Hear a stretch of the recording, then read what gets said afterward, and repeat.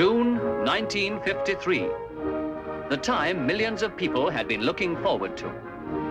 For a year, plans had been laid and preparations made, and now it was almost here. It was Tuesday, the 2nd of June, 1953, and the nation was preparing to celebrate the most joyful occasion since the end of the war. This was the day that Princess Elizabeth was to be crowned Queen, and thousands of well-wishers were expected to flock to the capital to witness the event. And among the groups of school children invited to watch the ceremonial parades was 11-year-old Gina Olsen. Our names were all put in a hat. I suppose it's the fairest way to do it, because otherwise I would never have got chosen. I mean, I was the little, never said anything, quiet one in the corner, you know. So it was a good way, and I was very lucky. All around London, the special buses and trains are coming to collect the little groups of children gathered in market squares, by roadsides. I was quite excited when I woke up in the morning, and we all met at school, and then we formed our little crocodile line with the teachers and walked up to West Kensington Station, counted onto the train.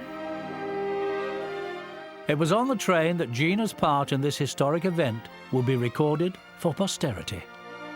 A gentleman came up and spoke to me in the train, and he was just asking me, was I excited and did I know what I was going to see?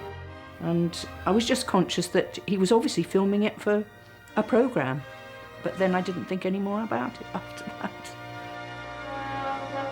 Unknown to Gina, she was being filmed by London Transport. It was to be a great day for London and a great day for London Transport. Millions were to come to London. Millions planned to see the Queen on her day. And for months, London Transport had been perfecting its plans to carry them.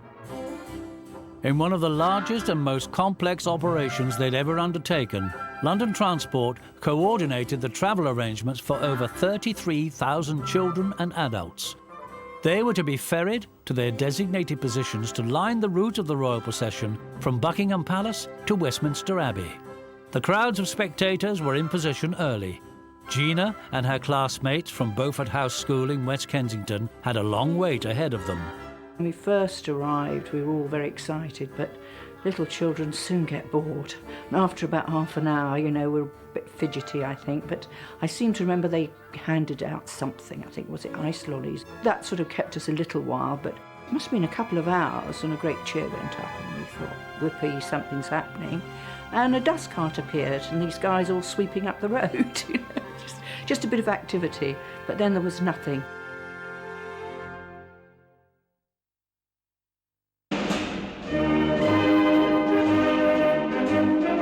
We could hear music, we could hear the bands, and it was obviously the mass band. We all got so excited then. You knew things were going to happen. Oh, there were loads of cheers and shout, and people had rattles, you know, like the football rattles. And I can remember being very close to the front. I was lucky. I had a good view. The commanders of the armed forces, the sovereign's escort, and finally, the Queen herself.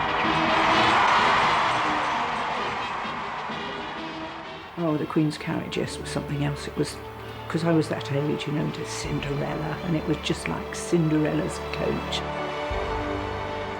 It had huge glass panels and fantastic view of the Queen, and so I did see her. She'd look to one side and wave, and then she'd look to our side and wave. Oh yes, she waved to me, didn't she? Yes. Oh, I was sure she waved to me. It was brilliant. The wait was worth it. We all loved it. And I mean, when it was all over, we were just bouncing home. I mean, we were just sizzling, you know. And then we watched the rest of it on television. Well, it wasn't a patch on what I'd seen in the morning. At the time, I didn't really take it all in. It's only later that you realise how lucky I actually was.